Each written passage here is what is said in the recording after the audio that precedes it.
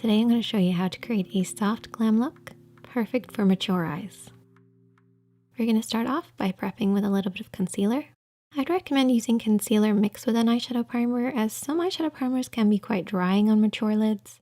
But prepping the lids in this way will give the eyeshadow something to hold on to while creating a blank canvas for us to work on.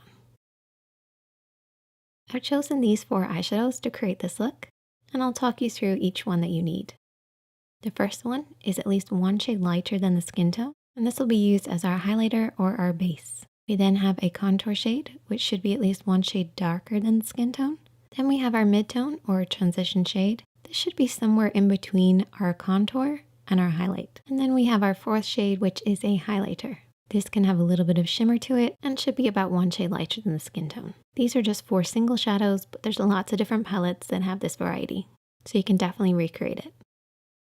As far as brushes go, you're going to need a blending brush, a flat brush, a clean blending brush, which I'll explain a little bit later, and also a smaller brush, just for any detailed work. We're going to start off with the blending brush and our mid-tone. We're going to apply this in the crease of the eye, stopping underneath the brows. Now for mature lids or hooded eyes, you want to make sure that you really work your mid-tone into that hooded area. This will help to camouflage it, recede it, and create a soft, blurry finish. If you're working on yourself, try keeping your eyes open. This will allow you to see the shape that you're creating. You really just want to focus on this area just above the lid. This will help to recede any hoodedness and soften the look. We're then going to take this smaller brush and we're going to take the contour shade. We're going to work this on the outer edge of the eye and deep into the socket. You want to keep this nice and low. Your mid-tone is always higher than your contour, so keep it underneath this line, working on the outer edge of the lid. You also want to make sure you're keeping within the lines.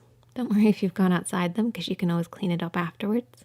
But using the edge of the nose, eye, and brow as a guide, you want to blend in from this point.